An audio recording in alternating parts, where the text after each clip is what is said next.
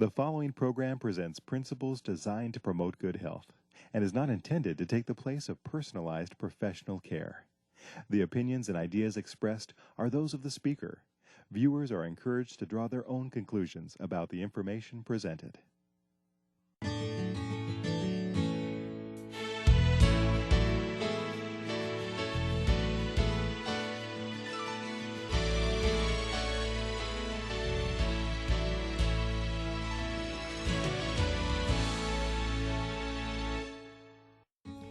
Welcome.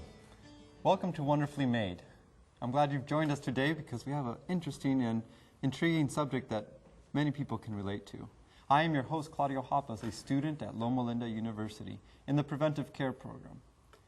Joining me is Dr. Dos Santos, which is a professor at Loma Linda in the same program, Preventive Care. He's been around the world in multiple places dealing with different lifestyle clinics, so I know you'll be able to add a lot to today's program. Welcome, Dr. Dos Santos. Thank you very much. It's my pleasure to be here and talk about this topic that is very important for everywhere in the world now. Exactly, everywhere in the world, because it's spreading more and more. There's a prevalence of overweight and obesity that is alarming. In fact, in America, obesity is above 30%. And if we add overweight, it's over 60%, approaching 70%. Something that's very common to see, and we don't want that to become the normal because we know that there's an ideal weight. Just like everything in nature, God provided a way that is balanced, that is above, out of the extremes and in a range that is normal and healthy. Yet it's becoming an epidemic. And what are your thoughts? Why is it becoming an epidemic in America? Well, not only in America, but in the world. Mm-hmm. You know that this is a problem even in developing countries. We have this obesity or overweight problem. Correct. And the reason for that, in my perspective, is that we are very smart people. I mean, the scientists and people that invented things. We invented machines to facilitate our work. And then we don't need to spend too much energy. We just press buttons, and so I love it. It just makes life a lot easier. Exactly. Just to sit back and make the machine do most of the hard work, and we can just, or do more than one person can do. And then this will be good in one way because we will perform much better and produce more things easier and faster. But if you talk about the human body, I mean, we are made with muscles and tendons, and we are made to move. If we save our moving here at the cost of new machines, we might have a problem here. And this is one part of the equation. The second we're part, paying for exactly. that way of being more efficient or more productive. We pay with our lives or our own health. And you had a second point. The second point is related to the diet. So. We are smart again. So in the past, we have a problem of undernutrition. And the concern was that we would not have enough food. And the winter would be with a lack of food. And some countries they have a hard time. So we develop ways to produce more and more and more and foods. And more foods and new foods, and those foods are delicious. And now we have so much of those, and then we have a problem. Lack of exercise, good machines, and good foods. Lack of exercise and high-density foods. Right. So we've dug ourselves in this hole that technology and productivity has caused us to be more sedentary. And also, since we have more focus on productivity, our foods or time to eat has to be faster, so we're starting to eat more processed foods that tend to be higher in fat, and the way they package it is not the best way for us. So now we have this problem on our hands, and not only here in America but around the world. And an interesting observation I have made is that even though this is a common problem for us in America, that different areas have different obesity levels. The South commonly has a higher obesity level than Colorado, the Northwest, which tends to have a lower obesity level. Could you comment on that? Why is there a discrepancy between these two areas? Well, this is related to lifestyle.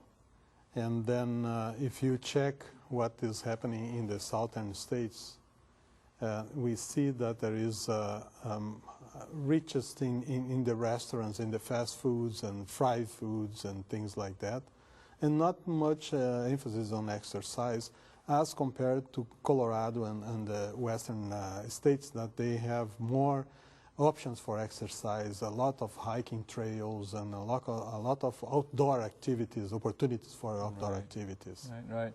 And nothing against the southern states. I grew up in Texas and the food is delicious there. But it does become a challenge and something that we need to work against and perhaps still keep it as flavorful and interesting to eat, but focus more on, well, there's a situation here, so maybe decrease the fat content or the exercise or something to counteract the challenges we find ourselves in these different areas. Now, genetics, some people may say, well, genetically, there might be predisposed for one or the other. Can I use that as an excuse? Well, in terms of, you just take a look on the statistics that happened in this country. In 1991, we have no state in the United States with obesity levels over 20%. So 20% of people obesity, no states. So now, in 2009, we have only one state in America that has the level of obesity lower than 20%, that is Colorado. Just that state. The other states, they have higher levels, higher incidence of obesity. So it's about 18 years from 1991 to now that we have this change. And this cannot be explained by genetics. It's too fast. The time is too short. This time is too short. Micro changes. Exactly. It has to be a longer time for us to explain why this is a genetic influence. Right. So we can't really use that. It's definitely more a lifestyle issue. So then, okay, going back to the question, we have this problem upon our hands. How are we dealing it? Commonly, people are using drugs for it nowadays, and different medications. Is that the best way to control obesity? I would add a little bit on the Go ahead. on the other part about genetics. So when we go to countries outside of America, we have the same genetic makeup, but we have people in the rural areas and they have people in the cities. So the lifestyle is different. But the cities have more junk food and less exercise, more modern machines. And then the rates of obesity also are different. So same genetic makeup, but different lifestyle, different disease. And you don't even need to do much research. You just travel to some of these places and you just see the difference right away. Yeah. So it's almost self-evident where a different lifestyle, what you're doing with your body. And like you mentioned, God created our bodies to be physically active, to be moving, to be in motion, and to burn those calories, or decrease the calories so that we burn the same amount that we consume, so that it's balanced out.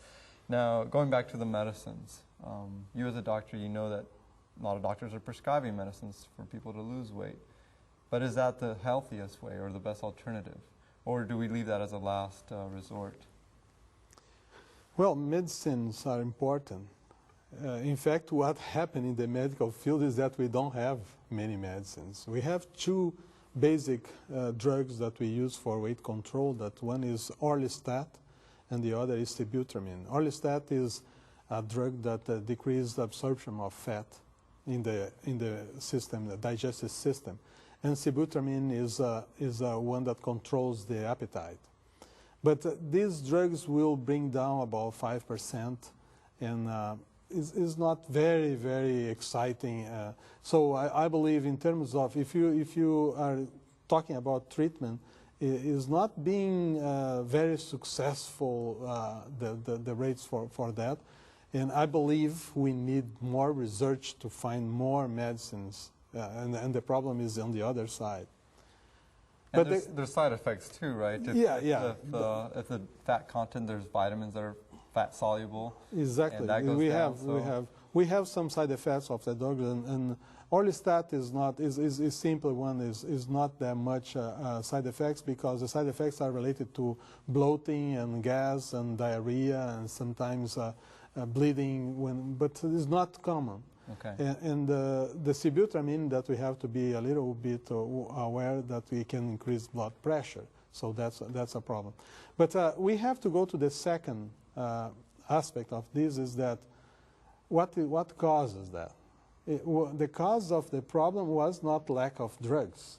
The cause of problem was too much food and lack of exercise. Even if you use a medicine to fix the problem that is too big, you have to go back to the lifestyle. Lifestyle has to go hand in hand with whatever short-term solution that you find. Right. So it's almost like driving on a road that has nails and you're getting flat tires, and that's the problem. And we're trying to find tires that work so we can continue driving on that road with nails.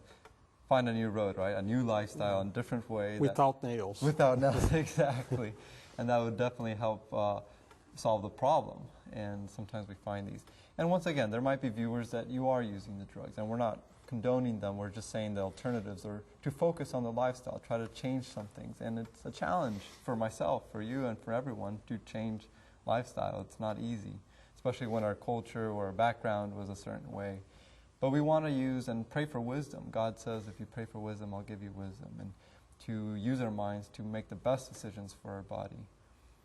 Now, going on the same branch of medicine and other things that is being done are surgeries today, where either they're putting a band around the stomach or cutting it. And it sounds a little drastic. I don't know, do you agree that's maybe a loss? Is this good for us or not, or is it something we should use? When the patients ask me this question, the first answer is that if you will do something that is temporary, I think is okay.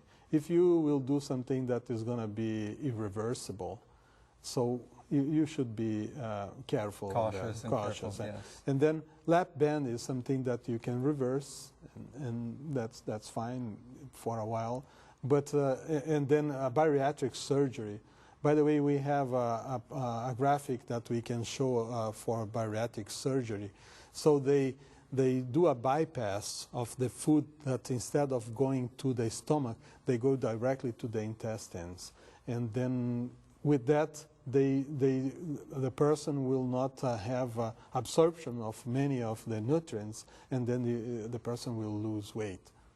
Right, but you're chopping the body, right? Cutting the way. And again, some people may need to do this for whatever reason. They have personal reasons, or they think, I've tried everything, and maybe that is, but it sounds a little drastic to be cutting and just putting that. And there are some serious side effects and things they have to change in their lifestyle anyway forever, right? Because they've cut that stomach into a much smaller part or portion. Yeah, I just talked to a patient that did the surgery, and the problem is that she changed.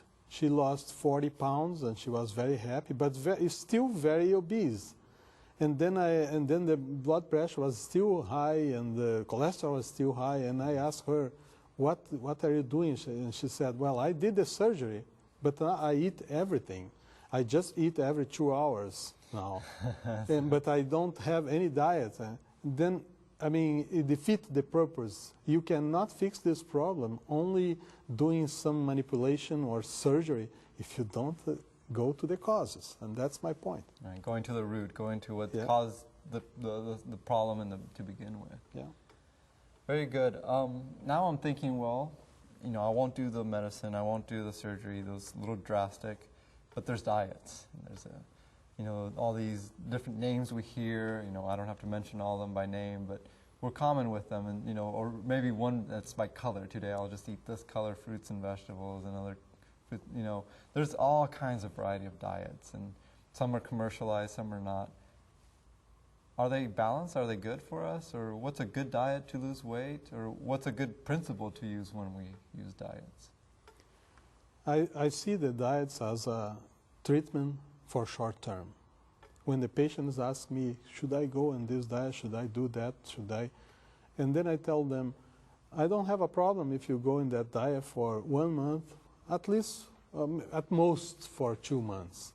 But once you think about this diet for a longer time, so I am a little concerned. And why is that? Well, most of these diets, and they lack some vitamins and minerals, and so the person might get a little bit in a malnourishment state. Okay. That's one point. Another point, many diets, when you suppress food, and this is very common for low-carb diets, carbohydrates are important for the fabrication, for the production of serotonin.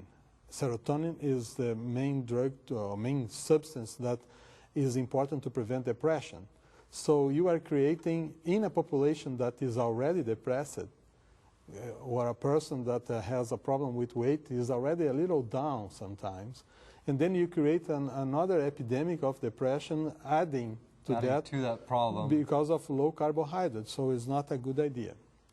And the third, and I believe one of the worst problems, is that you create, with a diet, you create a system to throw this person to eating disorders. So the person is going to get obsessive to control and to count calories, and then eat, and then go fasting, and then use purgatives, use all methods to get the weight down, the weight loss obsessively. Yes, and yes. this affects the mind, and this creates a bigger problem. So just to recap, short term is a good way. Maybe 2 months is what Dr. Dos Santos said. If it's longer than that, to maybe work more on lifestyle and to use changes that are healthy instead of going into some of the extremes. One more thing would be, when you go on a diet that is very restrictive, you should have some multiple vitamins to complement. You don't need to use multiple vitamins every day, but you should use one day yes, one day no, every other day. Just to be cautious that some vitamins might be lower in the diet. Right. And sometimes people lose a lot of weight at first and they become happy and they're not realizing they're losing a lot of water. And you may be thinking, well, I'm losing 2 pounds today and 1 or 2 more pounds a couple of days later. And the diet may be very restrictive on certain fluids or water, and water can weigh a lot. And so you're seeing a little bit of progress, but then it stops and then nothing's happening. Another problem we find ourselves oftentimes is that we're on a diet and we're also lifting weights or doing exercise, and we see no change or very slight change. And the problem here is that very potentially you're gaining muscle mass, and muscle mass weighs more than fat mass. So the weight change may be very minimal, but you are losing the fat that you're looking to lose while gaining some muscle mass. And I see a lot of clients and patients caught in that. It's like, there's nothing changing on the weight scale. I've been on it for 2 weeks and only 2 pounds change. But if you measure body fat mass, you'll notice there's a significant decrease. And the thing is like that. I will use one word that I commonly use, is homework.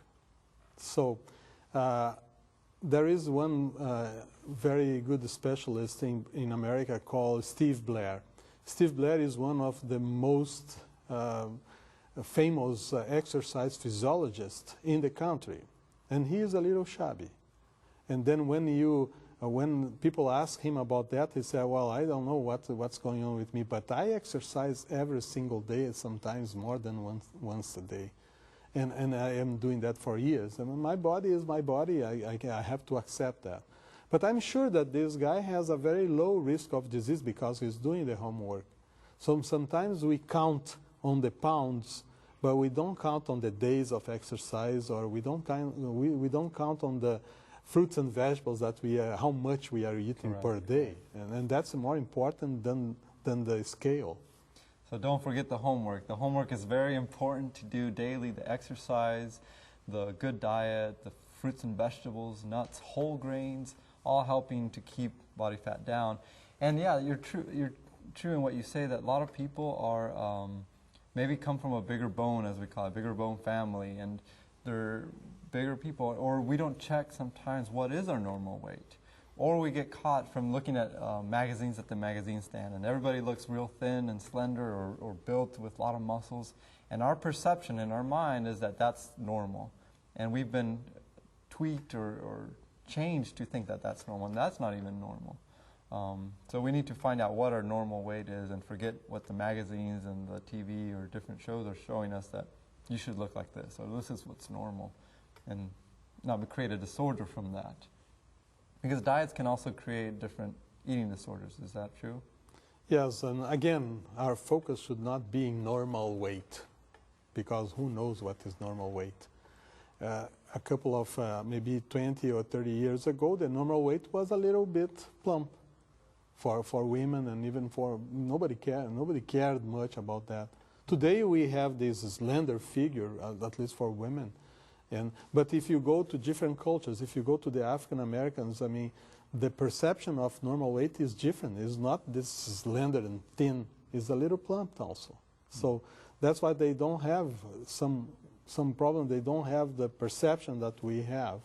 They have problem also with overweight, but they don't have this much of these eating disorders as we have, because they have a different perception. Oh, what should be normal. Yeah, exactly. So we should look at the range. Another thing I wanted to say, sometimes we look at the range and we weigh the right amount. And I know that there's been patients or clients, especially if they're more on the petite side or smaller, they come and they weigh themselves and they weigh right about where they should. But if you measure body fat content, the body fat content is very high. The muscle mass is very small, very lean, and they weigh right, but inside their body there's a lot of fat, or maybe around their heart there might be a lot of fat in their organs, and very unhealthy. So some people may look healthy, quote unquote, or weigh on a healthy weight, but the body fat content is high. Low muscle mass, high body fat, it means no matter what weight you have, it means that lack of homework. Lack of homework. And I like that you emphasize that, because homework is not always fun. But if we stick to it, we get good grades, right, on our body. Yeah. So we got to be consistent with that. Do you have any other experiences that you would like to share from working around the world with weight clinics, or people that are wanting to lose weight? Yeah, I used to work in Brazil. I have a picture of my clinic, some Rocky Adventist clinic. Some people ask me, why you came to America if you live in a paradise like that? But anyways, this clinic has a program for weight control. And I remember a couple of patients that I have. One lady lost 50 pounds in 6 months. And then she was very happy that she lost this much. So much. But in a couple of months, she gained everything again. Oh my! And so it didn't help. So again, a short term of diet, I mean, you lose a lot of water, and then you think you are doing good, but you have the diet mentality.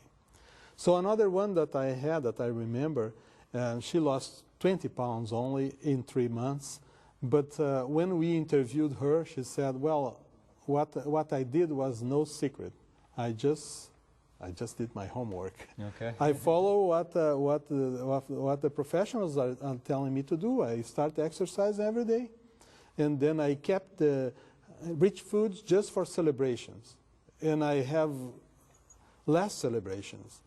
And then I like that because we always invited her to talk to the patients. We have to bring someone successful here that got the concept that we have to do a change in the lifestyle, not change something just because I need to lose weight for the summer or for a wedding or whatever. You know, for one moment. Just for a moment. We have to do that. Long term. Yeah, with long term, with the idea that we will improve our health and our performance, mental and physical performance for life. Amen. And I think if we keep in mind that we are the body, the temple of God, where the Holy Spirit dwells, that this is something we don't want to just do for ourselves, but for the honor and glory of God. We want to take care of our bodies in the best way we can, and we need help from Him to do that. And it's not always easy. But I want to encourage everybody watching, don't give up. God is there to help. Jesus Christ wants to push you along and help you to have optimal bodies for His honor and glory. Sometimes we do the weight loss for selfish reasons. We want to look better, or we want to, be praised for how much we lost, and that might be the wrong motive. We should make sure that God is our number one motive why we take care of our bodies. By the way, I use for that, for my patients, I use the 12 steps that we use for alcohol. And I have here the report, and I will just read what I adapted to obesity. The first step of the 12 steps for Overweight Anonymous is we admitted that we are powerless over obesity and that our lives had become unmanageable. Then the second, we came to believe that a power greater than ourselves could restore us to sanity. So I believe for us to change behaviors, we need to go to the supernatural. We need to go to God and ask Him to help us, to give us the power to change. And that's what happened to Alcoholics Anonymous, to smokers, to any addiction. And we might have something similar to addiction between the people, or for those people that are having a hard time with foods. They really enjoy the foods. And there is a concept now that maybe some of the sugary foods are addictive, and then the relationship might be the same. Right, right. And it all starts with our mind, the way we make decisions, the way we decide what we want to consume or to do with what we eat or with our lives. Why are we living? Why do we exist?